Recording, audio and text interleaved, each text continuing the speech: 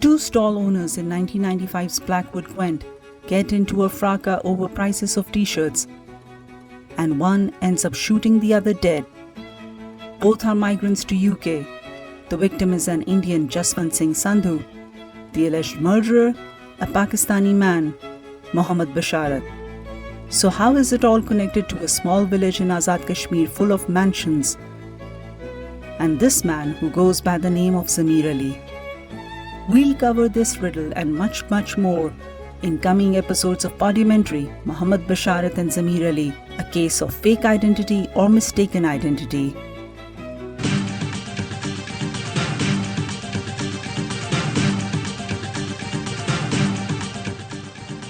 पैमरा ने ज़ेर समात केसेस से मुताल्लिक़ खबरें चलाने पर पाबंदी आयद कर दी। पैमरा ने हिदायत जारी की, किसी भी केस का हतमी फैसला आने तक टीवी चैनल्स अदालती समात की खबर नहीं चलाएंगे।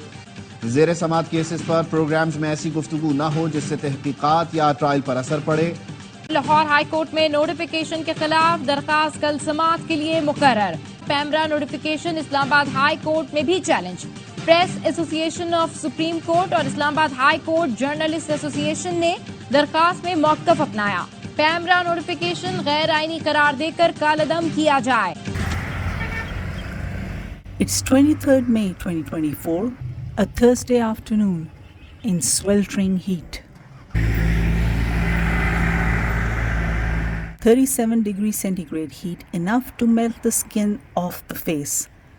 There is major drama occurring at the nearby Islamabad High Court, where petitions have been filed against the gag order on reporting court proceedings after controversial remarks made by a judge of Islamabad High Court in an ISI-related case made it on the airwaves and spilled onto the websites and got headlines in newspapers.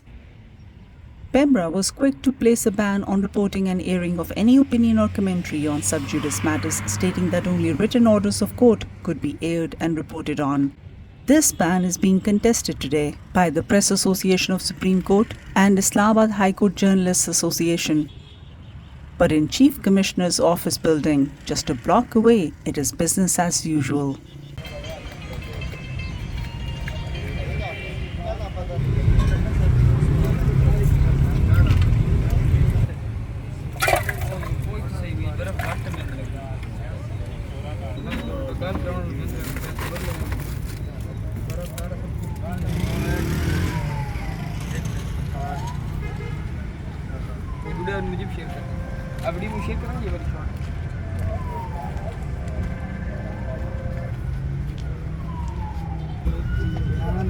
In the parking lot, soda cups are being filled, watermelon being sold,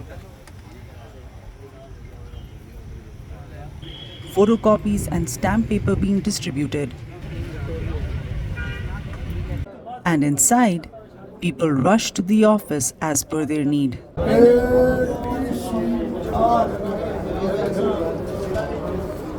While Additional Deputy Commissioner General Abdullah Mahmood is busy in security-related meetings, people with applications wait in the long corridor hall outside his first-floor office.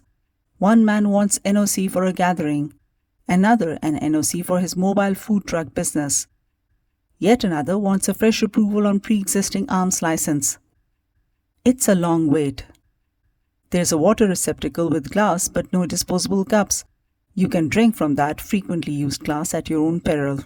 ADCG's office currently functions as court premises as well, the actual court being used as storage space for ballot papers. Don't ask me which election.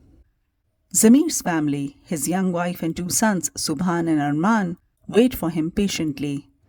He does not come in the bus reserved for ordinary Idyala jailbirds. He gets his own armoured police vehicle called Bakhtarband Gadi in Urdu, usually reserved for VIPs and dangerous criminals. He enters the building with long chain iron handcuffs and two police officers on either side of him and takes his seat amongst them and his anxious family on the fixed steel chairs outside ADCG's office. He doesn't want to talk to media, focusing entirely on chatting animatedly with his wife and sons, who fluctuate between happy, sad and worried for the rest of the afternoon. Something happens to his lawyer Shan Saeed Ghumman, a 6-foot-plus lean-structured young man with a penchant for lengthy monologues, who gave a detailed briefing to this reporter over the phone and promised interview with Zameer before hearing. But today he clams up, citing that the family does not want to give interviews and has prohibited him from talking to media as well, but that we can use information already given over the phone. But an hour later, in the corridor awaiting the hearing, he comes around to take issue of his client being photographed outside court premises, with Zameer's son Subhan in tow, saying that Zameer does not like publicity, but encourages Zameer's son Subhan to talk to us, and still later on, gives us a summary of the arguments he's making inside the court, and still further down the hours says he's available to talk on the phone on the case. At one point, it even looks like he wants to record audio or video. Basically, he's all over the place really, and takes more than 2 hours to finish arguments. By contrast, Khushnood Ahmed Bhatti, the short-statured, curly-haired, equally young FIA prosecutor, goes straight for the air-conditioned rooms, be it the ADC General's room or that of his staffs.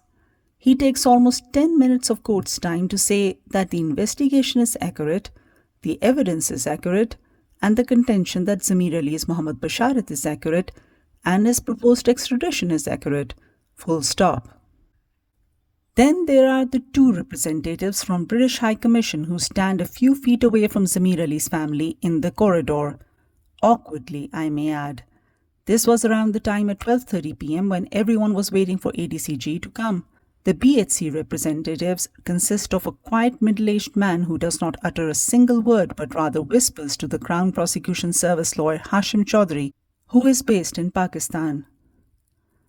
CPS is the prosecution authority for criminal cases across England and Wales, and they have their man here standing with the random crowd in the long corridor with no fan above his head. When ADCG arrives, everyone except Zameer Ali makes it in. A tray of coffee makes an appearance somewhere as the hours stretch on. Zameer Ali, his wife and sons sit outside in the corridor. A wall-mounted fan barely making it airy enough in sweltering heat, as they drink water from disposable bottles that the wife has brought with her. With the break of 45 minutes during which ADCG had yet another meeting, the hearing resumes at 2:30 p.m. and ends at 3:30 p.m. Then Zameer is called in. ADCG has to speak to him, and he walks in handcuffed and chained, coming out 2 minutes later. The session officially ends. He is quickly escorted out of the premises. His lawyer makes a dash for exit 2 while the FIA prosecutor lingers on with the British High Commission representatives. And whatever you may feel about the fake identity, assumed identity, and the extradition case and its merits, you have to feel sorry for Zameer's family, whose lives have been upended as a consequence of the extradition request. Apart from the fact of identity-related crisis and public implications of that, the children run the risk of not seeing their father for the next 15 to 20 years. His wife will live the life without the sunshine of their lives. If extradited and convicted, Zameer, aka Basharat, if he is indeed Basharat, will miss out on every milestone in his family's life. That is, if he gets convicted of murder and not the lesser charge of manslaughter. Because realistically, the nature of the circumstances that led to that fateful quarrel and scuffle in 1995 between 2 young migrant market traders, Jaswant Singh Sandhu and Mohammed Basharat, are such that a good defense team may be able to convince a jury that when Basharat drew his gun on the evening of May 26, 1995, it was over imminent danger to his life and that he had no intention to murder anyone. He just wanted the fight to stop. Certainly, the direction of the bullet wound, its entry, exit, and resulting damage to Sandhu would suggest so. We'll look more closely at the relationship between Jaswant Singh Sandhu and Mohammed Basharat and that fateful evening in the next episode. Credits. This podumentary is produced by Citizen Now. All research, interviews and visuals have been done and recorded by me, your host Nur al-Huda, unless otherwise indicated. All music and news clips are open source or come under YouTube's fair use guidelines. Credits are given for all image sources. Special thanks to all the participants who agreed to be interviewed for this project. Special thanks to Mr. Nasser Jora, ADC's reader, for giving us advice on the court rules and protocol.